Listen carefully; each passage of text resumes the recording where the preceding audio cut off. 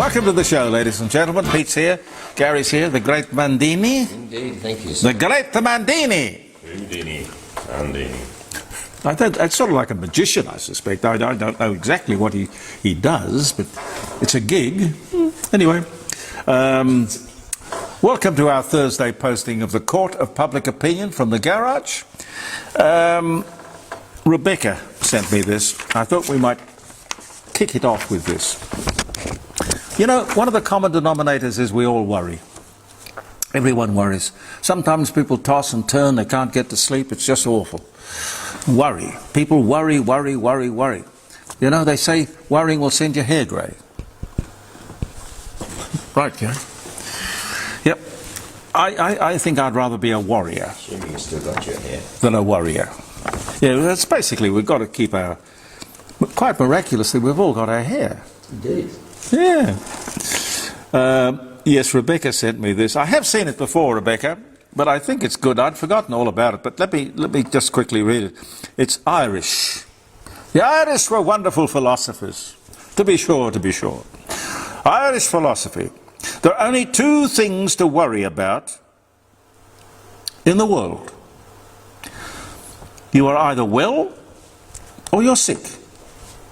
If you're well, there's nothing to worry about. If you're sick, there are two things to worry about. Either you'll get well or you'll die. If you get well, there's nothing to worry about. If you die, there are two things you've got to worry about. You will either go to heaven or you'll go to hell. If you go to heaven, you have nothing to worry about. But if you go to hell, you'll be so damn busy shaking hands with your friends that you won't have time to worry. Do you like that? I love it. It's so true. Thank you, Rebecca. Rebecca. In the news is a doctor. His name is Dr. Simon Gordon, a gynaecologist in Victoria.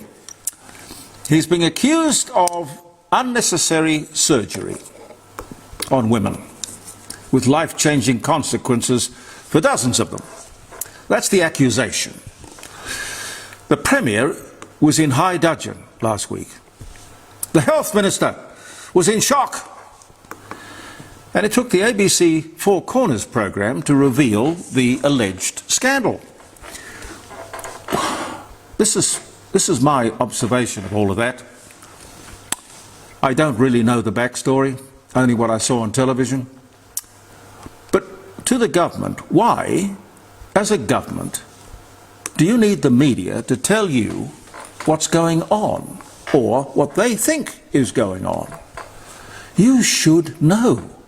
You should be observing, realizing, controlling, correcting, solving problems. Someone is not doing his or her job. And while still in Melbourne, here is a very interesting story. According to the Herald Sun, Islamic schools in Victoria have forced their female students to disclose their periods to staff who track their menstrual cycles, then put the girls into supervised period rooms, segregating them from other students, male students, declaring them unclean. Female students at Islamic schools are forced to disclose their personal details to staff, with a number of colleges accused of literally tracking girls' menstrual cycles. And this, I just don't understand. In the female Muslim community, is any of this acceptable to you? I am now told that according to the Quran, menstruating women are not allowed to pray. They're not allowed to talk to God, not allowed to address God. I wonder if anyone asked God. The Quran was written 1,000 years ago. People, religions, including Islam or Muslims, lots of people had lots of funny ideas. But this is 2026. Come on, fellas. Where is the women's liberation movement? The libertarians. Surely there are modern Muslims and free thinkers. Is this something that the lefties would go along with as well? I don't know. A lot of funny things like underage marriage, female genital mutilation. I remember Barbara Walters, you'd know the name, I think she's gone to God.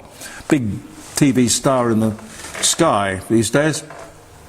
But in her day she was where it was at. A formidable interviewer. Barbara Walters went to Saudi Arabia to interview some senior government ministers on the subject of the 9/11 terrorist attacks on the World Trade Center. You'd obviously remember all of that. She was curious as to why all the terrorists were from Saudi Arabia. What was the common denominator? She was welcomed. They produced several senior government ministers. And Barbara being Barbara, she kept the cameras rolling the whole time. The ministers were there for her to interview. Highly educated people. She put her hand out to shake their hands as she was introduced to them, and no one would take her hand. This was on, I think it was on 60 Minutes. American 60 Minutes, I mean. And when she said quite correctly, "Why won't you shake my hand?" they explained, "You are a woman and could be unclean." Well, she was shocked, and I don't blame her.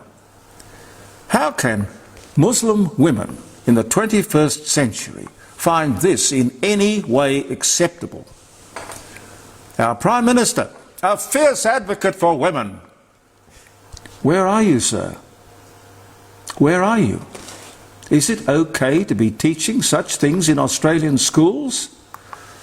Islamic colleges or not? Now these colleges would be recipients of various Commonwealth grants and benefits. You have the capacity to change some of these practices, cultural or not. This came up on the live streaming show on Friday morning around the dining room table. I think it was Maria. Maria is a very regular caller. I love Maria.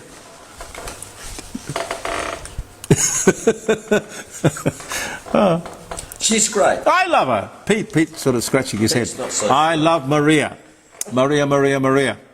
Anyway, she brought it up. The Labour Party wants to increase the number of politicians in Canberra by 36.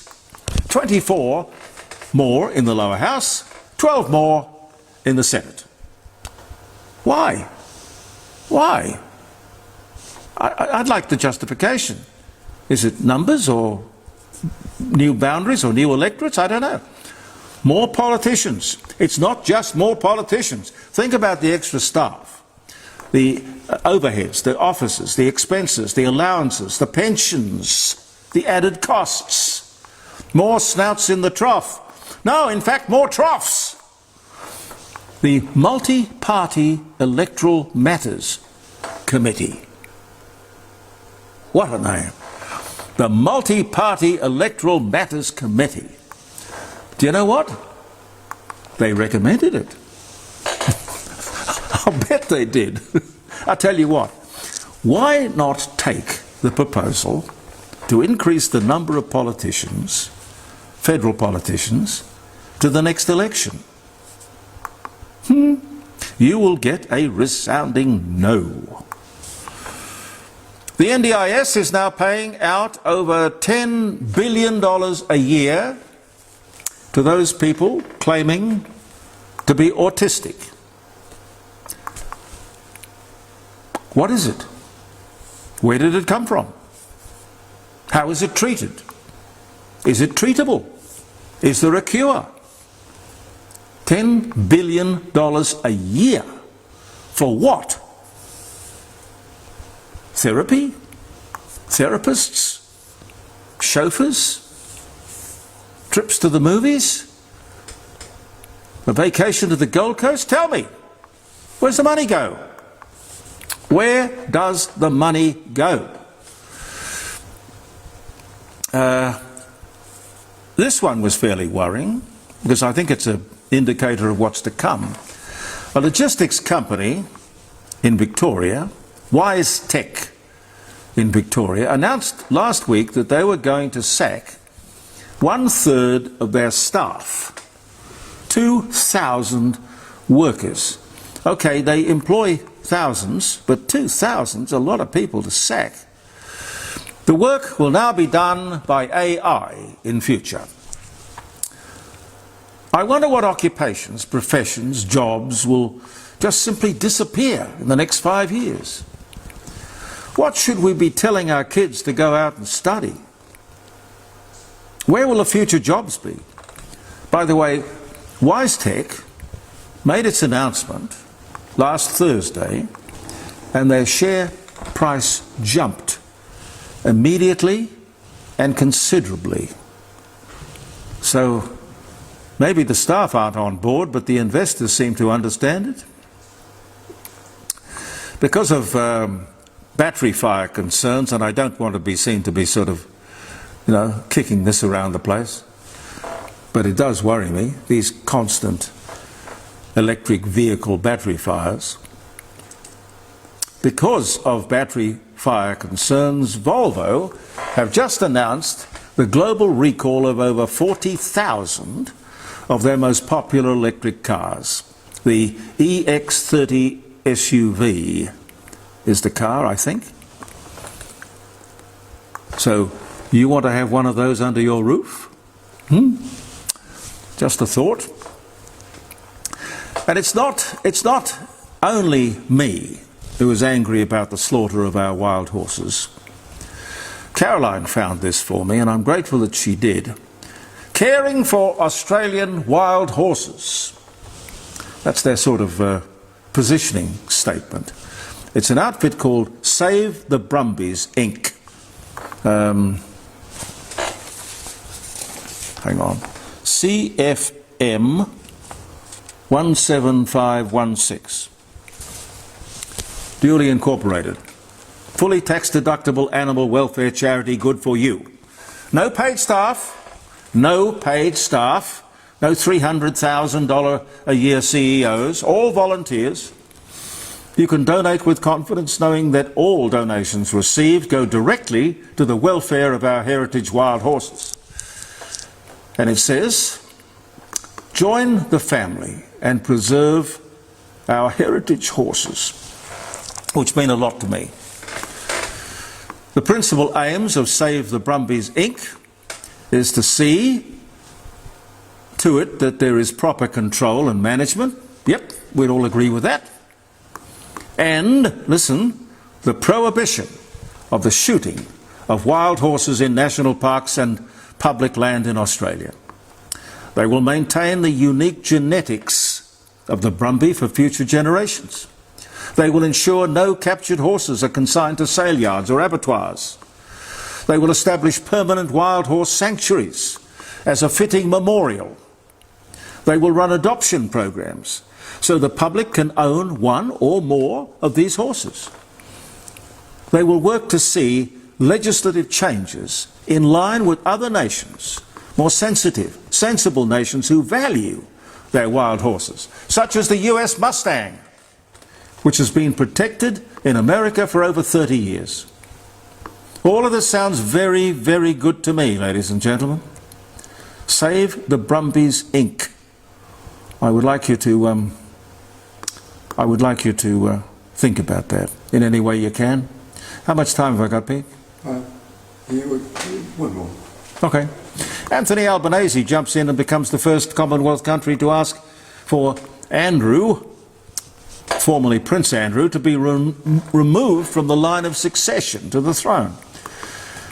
Now, this guy, if he was honest, he would just simply say, I want all the British royal family removed from the line of succession. He is a Republican. And he should be honest about that, I think. That's just a passing thought. Some birthdays. Birthdays. But it is interesting to watch that story, the Epstein thing. It's a pile-on. I think Professor Flint on the show last Friday, he said it was trial by media.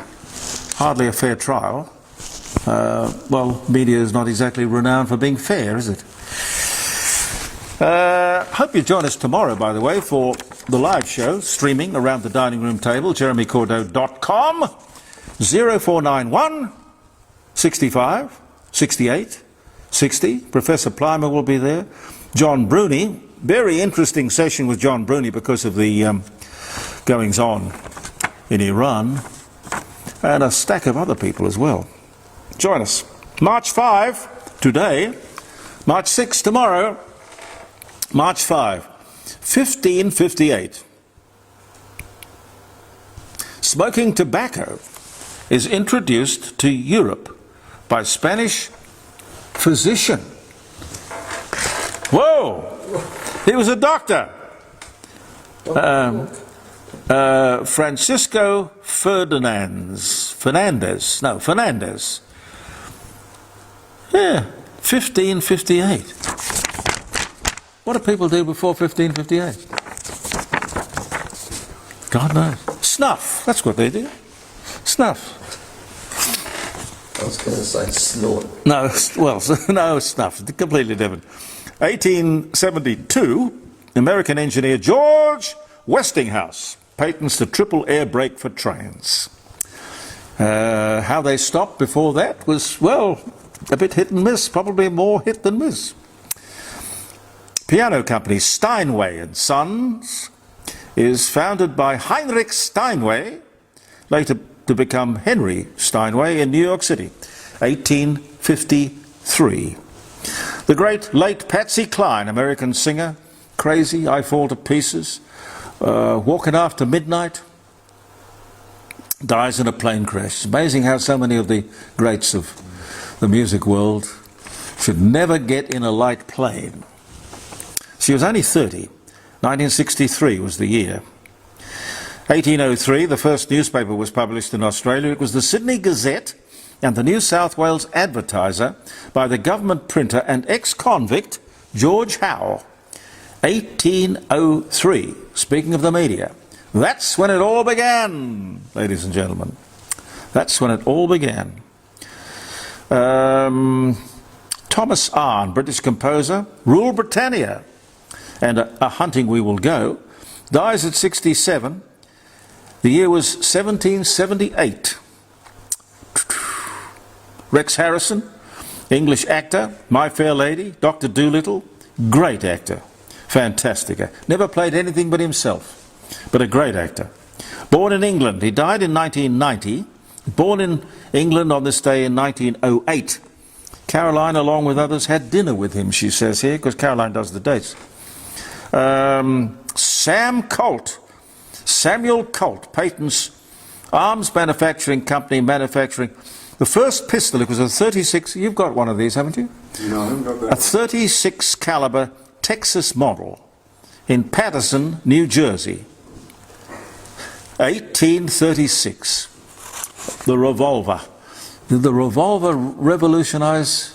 Oh yeah, that was huge. It was a pretty unattractive gun, but it worked. Yeah, but the point is, he went broke, I don't know how many times.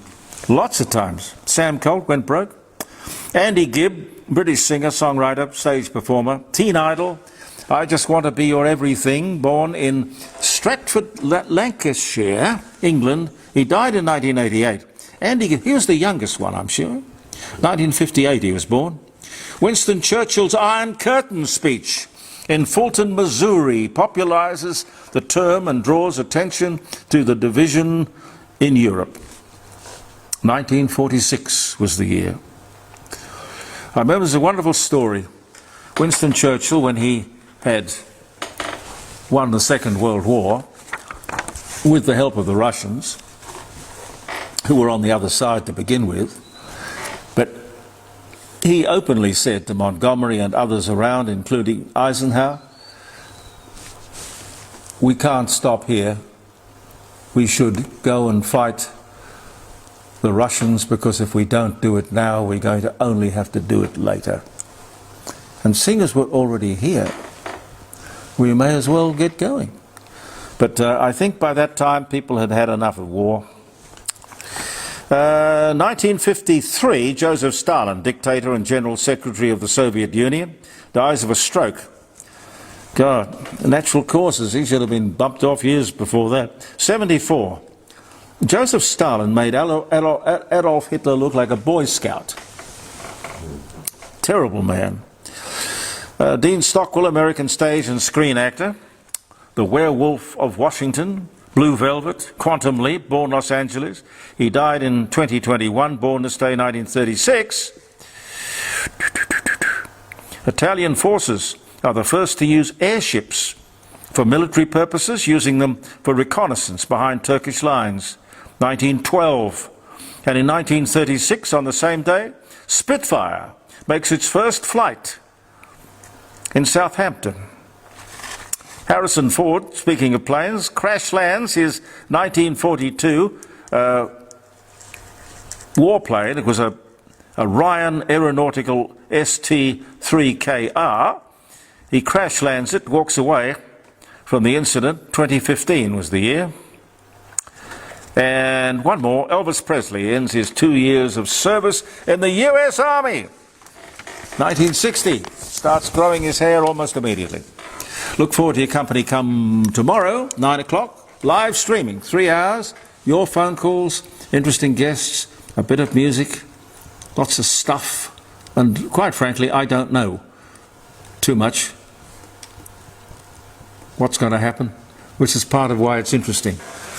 And there are no scripts. See you tomorrow, and of course next Tuesday, 9 o'clock, from the garage, and again on Thursday for the Court of Public Opinion. Thank you for your company and your support. And your comments, of course. In the meantime, believe in yourself, and thank you for viewing the Court of Public Opinion.